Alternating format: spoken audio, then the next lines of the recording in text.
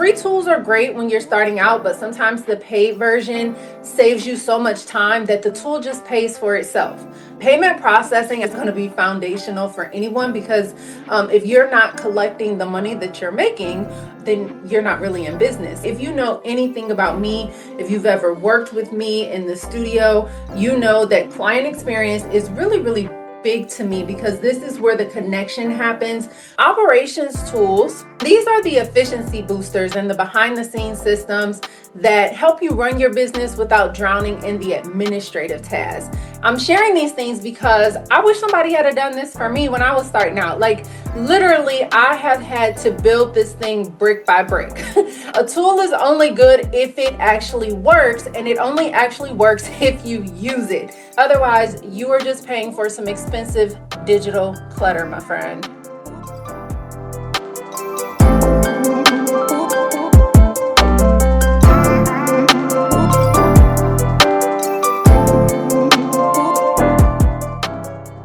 Hey, welcome to another episode of Tips Tuesday. Let me just start off by saying I apologize. I know that I said we were going to be continuing with talking about websites this week, but for the current time and season that we are in, I decided to shift things around because I don't want you guys to miss out on some really good deals that you could use.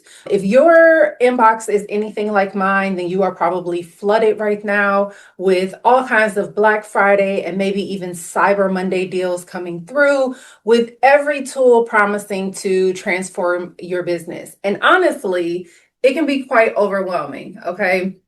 So before you drop money on another tool that'll just sit unused and create a digital graveyard, let's talk about what you actually need. Now, I will say that this is the time of year that tools that I have either been watching and thinking about I might want to try or play around with, or just reviewing my tech stack to see if there's anything that I need to replace or that I don't need anymore or that I even want to incorporate. This right now is the best time of year to actually do it, because while I don't really participate in the whole Black Friday, Cyber Monday side of things in my personal life, I 1000% participate during this time of year for my business, because typically these are the best deals that you're going to see all year on any of the tools that you're thinking about using. Okay. If you are like me and sign up for free trials, you use it once or twice, forget about it, and then either you keep paying for it or feeling guilty about the fact that you wasted money, or even worse, you just get paralyzed by all of the options and you end up using nothing, just cobbling together some free versions of all of the different tools without really building your tech stack intentionally. I want to give you a breakdown of the business tool categories as defined by me. So I'm not saying that this is the end all be all, but the Takenya version of 4 business categories of tools. And I want to help you get to thinking about what it is that you actually need to run your business. Okay. Again, just 4 categories we'll go over. And the reality of it is every business needs tools to operate, but what falls into each category is going to be different for every single business. What's foundational for my business might be more operational for yours. And really, that's totally okay. Like, think of the categories as a framework to help you organize how you think about them, not really a strict rule about where tools must go and what you must be using them for. Because again, everybody's business is different. We as people are all different. So how we run our businesses is going to be different overall. Okay. So the first category that I want to dive into are going to be the foundational tools, right? And these are the tools that you can't or you don't want to run your business without. So they're like your non-negotiables. The ones that if they disappeared tomorrow, then you and your business would struggle to function. And some of the things that might fall into this category would be like your website platform and hosting for it, maybe even your email platform that you use to communicate with your audience, be it like your Google Workspace or even your email marketing platform, the MailerLites, MailChimps, Kits, all of those things out there on the market. Payment processing, I think, is kind of going to be foundational for anyone because if you're not collecting the money that you're making, then you're not really in business. So, payment processing, I think, is foundational for everyone. And then, if your business requires you to schedule appointments with clients, then your scheduling tool is probably going to fall into that foundational category. Even some basic design tools for like creating your social media graphics or anything that you'd be designing for your business. And then also your domain registration. That one is kind of going to be more foundational as well. Like you need that to run your business. And really, here's the key to it: the foundational tools are personal to your business model and how you work. So over time, your foundational tools may change as the business evolves, right? So just to give an example, when I started out, a simple scheduling tool was really foundational for me. And as I grew, my CRM became more foundational and replaced the scheduling tool because I couldn't manage my client relationships without my CRM. So, what's foundational can shift. My CRM now includes scheduling and so much more. And it is truly a staple and foundational part of my business. I literally am in my CRM every single day. I wake up, I get and look in my Google Workspace account, and I go into my CRM and see what's happening with my clients, what's on my agenda, what meetings do I have, all of that kind of stuff, right? So essentially, what's foundational has shifted for me, and it's nothing wrong with that, okay? So, second category is going to be your client experience tools. And for some people, this might not even be a category, but if you know anything about me, if you've ever worked with me in the studio, you know that client experience is really, really big to me because this is where the connection happens. This is where your clients build that relationship with your business. And it makes all of the difference for if these clients come back again or if they refer people to you, which to me is a big deal, right? Some things that might fall into this category. So again, my CRM is a part of my client experience. It's how I send out reminder emails, how I schedule appointments. All of my email templates for the different stages of things that I need to do are in there. My contracts, my invoices, and my client portal, all connected to my CRM. Whatever you're using for project management. At one point, I was using ClickUp for project management. And then when I started using the CRM that I'm using currently, it had project management baked into it. So I was able to leave ClickUp. But again, that's part of the client experience because being able to stay on top of the project and staying organized is part of the experience that I'm providing to my clients. So just keep in mind that a tool can live in multiple categories. Your project management tool may be foundational for you, but also falls under client experience because it directly impacts how clients experience working with you. And again, this is just for you to kind of put stuff into buckets to organize it in your brain, but not for anything more. You know what I mean? Like you don't have to choose like, oh my gosh, do I want this to be foundational or do I want this to be client experience? It's just, do I need it and where does it go to organize it in your brain? Okay. And then next up is going to be tech tools. Now, this is the fun stuff to me.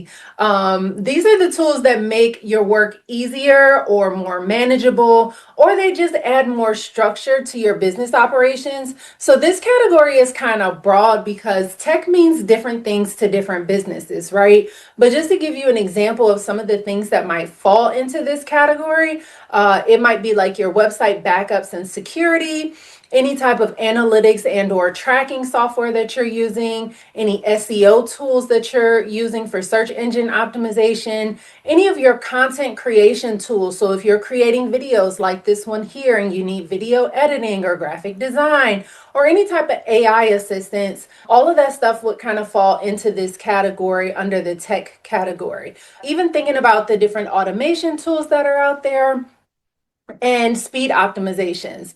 The reality is that these tools are often classified on a case by case basis. And really, what's nice to have as a tech tool for one business might be absolutely foundational for another. For a content creator, video editing software is foundational. Like it is a part of how they run their business, and their business probably could not exist or operate without it. But for a business consultant, it might just be a bonus tool because maybe you decided to start a YouTube channel to have another avenue to connect with potential clients, right? So again, keeping in mind that different categories, different tools, and that's perfectly fine. Operations tools is our next category. And these are the efficiency boosters and the behind the scenes systems that help you run your business without drowning in the administrative tasks. And some things that might fall into this is like your file storage and optimization. So if you have a Google Workspace account, then you have Google Drive baked in, but also you might use Dropbox or some of the other ones out there. Password management. I know for my business, I cannot live without my password manager. I use so many different things on a day-to-day basis. I'm managing all of my passwords. I have my clients' passwords to their websites or their tools, all of the passwords, right? So LastPass is absolutely a must-have in my business, but it is part of my operations stack. Anything that you might need for like time tracking. Again, I do hourly work for some of my clients, and my CRM has the ability to track time and invoice for it really easily. So that's baked into that, but that is also would put my CRM into like the operational space for me, right? Any type of accounting or bookkeeping. So thinking about like QuickBooks or Xero, because that's the stuff that is helping you manage your money side of your business. So again, it's the back end, it's the operations, any type of team communication. So like your Slack, or if you use like Microsoft Teams or something like that, and any type of task management. Just keeping in mind that context matters. Your bookkeeping software might be operational, but for an accountant, that's going to be more foundational, right? So just again, keeping context in mind. Let's talk about how to choose what tools you need without losing your mind, right? Because there's so many out there in all of the different categories. So we talked about the 4 categories. Again, these are my categories, but for me, it helps me organize like where does this need to go? And then actually choosing which tools you want to use, which ones make sense for your business. This is my framework for doing that. So, starting with the biggest pain point, like what's causing you the most frustration or taking the most time right now? Because time is money. And what you're spending your time on, like if you are spending time on this one task because it's so mundane, but there's a way for you to automate it, that could free up your time to maybe take on one more client or something to that effect, or to get off at a reasonable hour. Again, like having work boundaries. So, thinking about what's causing you the most frustration or taking up the most time. And that's the point that you start with. So, if you're drowning in scheduling back and forth, then you want to be looking at a scheduling tool. If you're losing track of client communications and your customers are getting frustrated with you because you don't remember what you guys talked about, or you're not following up in a timely manner, then you may need to be looking into the different CRMs that are available out there. If you're spending hours creating graphics, then maybe you need to invest in a design tool like Canva that kind of gives you templates that you can start from and is so user friendly and intuitive to use that now you cut your design time in half, right?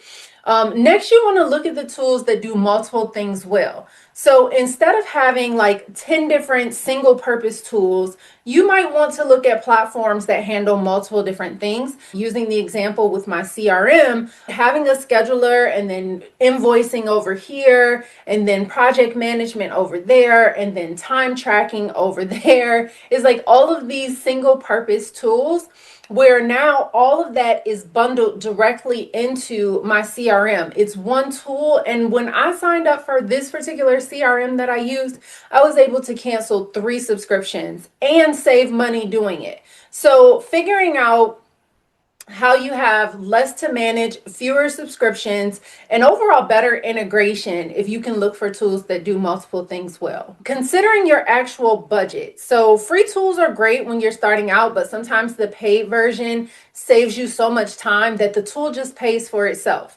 So this is where you have to get kind of honest with yourself and do the math about what your time is worth. If you're putting off buying a tool because you don't necessarily want to spend the money, but you're spending extra time manually doing the thing, then you need to kind of do the math and figure out like how much your time is actually worth and how much time you're actually losing versus what the subscription cost is.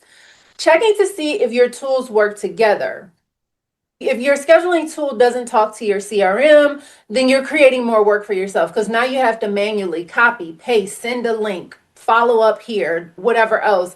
Look for tools that have good integrations. Now, I will say that there are tools out there that will connect different tools for you, like your Zapiers of the world. My favorite one that I use because it's a little bit more budget friendly, it integrates with pretty much everything that I use, and it's really easy to use, is Audit. It is like a Zapier, but one of the things that I love about it is that they offer a lifetime license. So that way, essentially, I pay for it. And once it's paid for, I'm done. That is another thing that I look for. If I can find a tool that not only offers a lifetime license, but the tool works really well, sign me up. If I have to choose between two different platforms, there's just the ongoing subscription and one that offers a lifetime license at a reasonable rate. I'm not paying, a stupid, ridiculous amount of money for a lifetime license. But if it makes sense when I sit down and do the math and say, well, I'm paying this much for it per month or this much for it per year, and if I keep using it for the next 3 years, then now I've essentially paid for a lifetime license. If those are the type of conversations that I'm having with myself, then I'm choosing the tool with the lifetime license. So that's something to consider too. And then always start with trials before you actually commit. Most of the tools that I have used, and when I tell you I've signed up and used just about everything. Like if it's a tech tool, I get so excited about it. Like, oh my gosh, it does what? And I will go and sign up and play with it and figure out, if it's useful in my business, then great. But another reason I like to play with tools is because of the kind of work that I do and the clients that I work with. A lot of them come to me to ask me about different tools and give recommendations. So if I have played with them and saw like, yeah, this would be a really good fit if this is your goal, I can make those recommendations. So I'm always signing up for and playing with different tools. So if you ever are in between tools or thinking like, do I really need this or would this work for what I'm trying to do, feel free to shoot me an email. I guarantee you I've probably played with it. And if I have not played with it, then you might be putting something on my radar that I will most definitely go play with on your behalf before you make the investment. So yeah, always start with the free trials. Use the actual free trial period though. I have done that where I've signed up for a free trial and said, okay, I'm going to use this. And then bam, the trial is expiring. I never got around to testing it. And now I have to pay for a monthly subscription until I figure out if I actually want to use it and if it's worth paying for it annually or whatever it may be. In the instance that you do sign up for a free trial and you kind of miss that trial period, in some cases you can reach out to the company and ask if they will extend the trial for you, but that's not guaranteed. So I will say start with the free trial, but start it at a time that you know you will actually be able to use it and test it out. Okay. I do want to share with you the tools that I actually use and why. I will say I am not going to list every single tool here because I use a lot of different stuff. Don't want to bore you with the details, but I am going to drop the link in the description box of my tech stack that I use in the studio. So I have the link for that, but then I also have another page where I have listed out and broken down by category all of the different tools that I have tested out, played with. Some of them I have even wrote like reviews about them so you can read kind of about the pros and cons of them and what they do well and what I think they might not do well. I'll have the link for that in the description box as well. So make sure to check that out. I'm sharing these things because I wish somebody had done this for me when I was starting out. Like literally, I have had to build this thing brick by brick. I didn't have anyone that was sharing, what they were doing behind the scenes or how things were working for them or whatever else. So I am sharing this because I want you to have a head start, pretty much. So instead of spending hours researching and testing tools, you can see what's already working for somebody and then make an informed decision from that. Now, I will tell you that some of the things that are linked on both of these pages are affiliate links. That means that the companies that I work with offer me a referral bonus. They're like, hey, Takia, thanks for making an introduction and giving us a new customer or potential customer. So they give me a little bit of change for it. It does not affect your pricing. In some cases, I'm actually able to offer you a special discount because I am an affiliate for the different tools. So by all means, check the link out, see if there's any type of discounts that pop up or whatever else, because some of them actually do offer discounts because you got recommended by the studio. I mean, there's perks to being in the studio, guys. Anyway, okay, I digress. But again, I will say that this is perfect timing. Black Friday and end of the year. This year is when you will see almost all of the tools go on sale. It is the reason that I am moving emails out of my inbox daily, like stacks of them out of my inbox, because everybody is sending emails about their Black Friday and end of the year sales. This is the best time to go ahead and test those tools out, sign up for what you need, get the best pricing. And also, if you're running a business, they essentially being some form of a tax write-off potentially. Talk to your accountant about that, because that's not my specialty, but a lot of times they are. So if you've been on the fence about investing in a tool, this is actually the best strategic time to do it, okay? I don't really care about Black Friday, like I told you. It is not my thing. I hated going shopping back in the day when I was younger. My mother used to take me to all of the Black Friday sales because my mother is a shopaholic and I am not, but I digress. But sitting here on my computer with my keyboard and my mouse and clicking through to websites to find the tools that work for me, yes and yes, please, okay? So a couple of things to just ask yourself before you buy anything. What problem is this going to solve for me? Will I actually use it, or does it just sound cool and so I'm wanting to play with it? Does this fit my current business stage, or am I buying for future me? Now, that's a question that you have to ask yourself and sit with, because it's not a wrong answer. If you are buying it for your current business stage, then great. That means that you're trying to make your life a little bit easier or make your workflow a little bit better, which ultimately can catapult you to your future you, right? To your next business stage. If you are buying it for future you, it means you are ready to cross over into that next stage. So there's no right or wrong answer there. Just ask yourself the question and then do with it what you need to do, okay? And then lastly, this one is actually really, really important. Ask yourself, can I afford it at the renewal price when the sale ends? That's another one, because while signing up during the Black Friday pricing or end of year pricing is great because you get to save a little bit of money on the front end, you have to keep in mind that most times when it comes time for renewal, you will be renewed at the regular pricing. So they will share with you the sale price, but you make sure, even if it's not like dead smack in your face, you go and find out, well, what is the actual real price of this? Because you want to make sure that that still works for your budget when it is time to renew. The worst feeling is using a tool, getting it at a discount, working it into your workflow. It's doing all of the things. You are loving it. Like, yes, y'all go together. It comes time for renewal and you're like, oh crap, I cannot afford that. Some companies may honor an additional discount, but you cannot bank on that. So you want to make sure and plan accordingly that you can actually afford it. If you cannot answer these 4 questions that I just threw out at you confidently, then you need to just skip the tool altogether and circle back maybe next year or at a later time that makes a little bit more sense for you. Okay. So these are your action steps this week. This is what I want you to do. Take an audit of your current tools and see what it is that you're currently paying for, what it is that you are actually using. Do you have tools that you are paying for and not using? Then you might want to cancel subscriptions. Also, looking at what's frustrating you, like you're paying for it, but you're paying for it very begrudgingly. And then what gaps do you have or opportunities do you have to improve things? The next thing is identifying whatever your top priority is. So based on your biggest pain point, like right now, not what you are forecasting your biggest pain point to be, but what your greatest pain point is right now, what one tool would make the biggest difference, and focus on doing your research and finding something that works for that.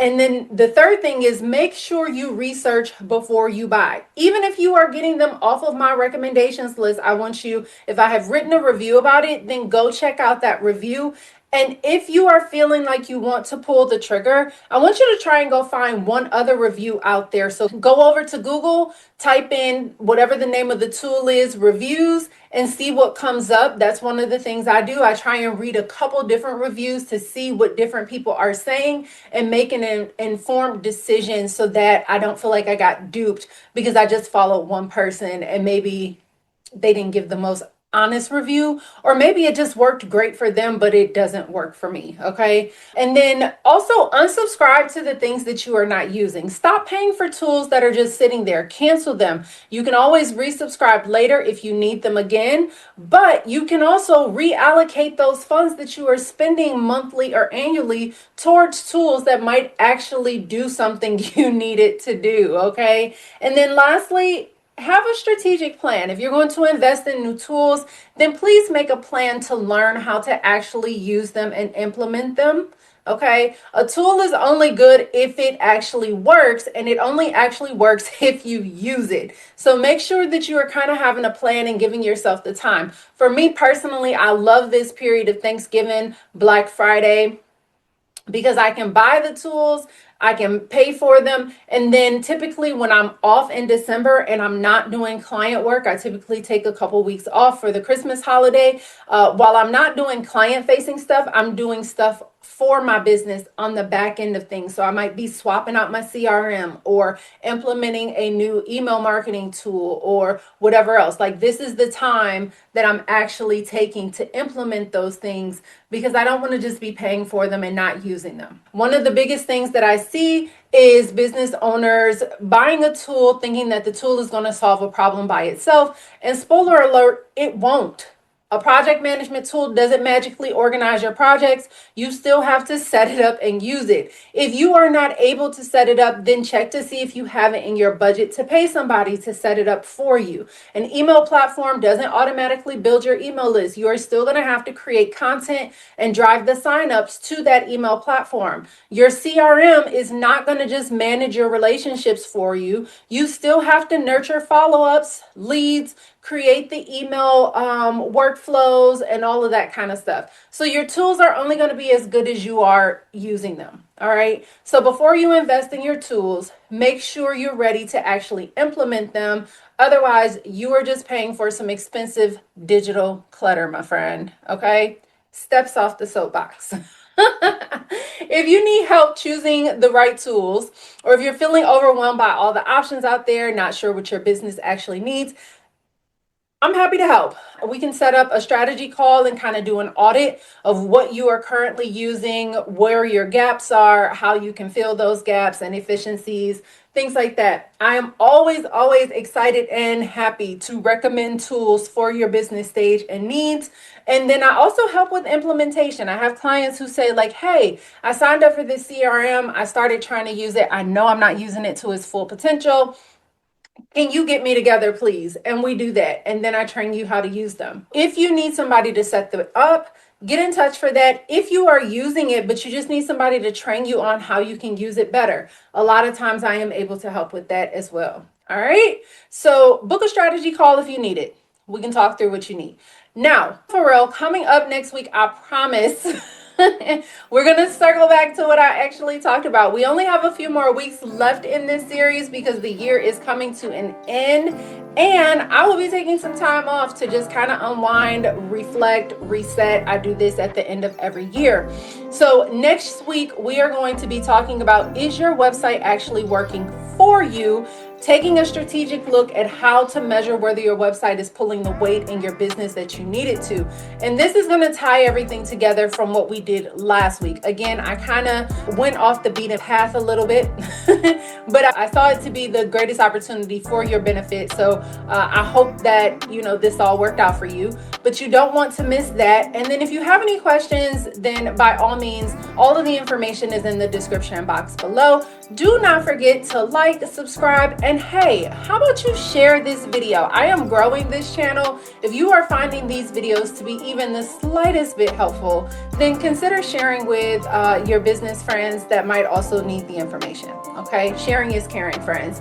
Until next week, I hope everyone has a great holiday. If you celebrate it, if you don't, I hope you have at least some time off from work to be able to sit down, rest, and reflect. And we will collect and get back together next week. Until next time.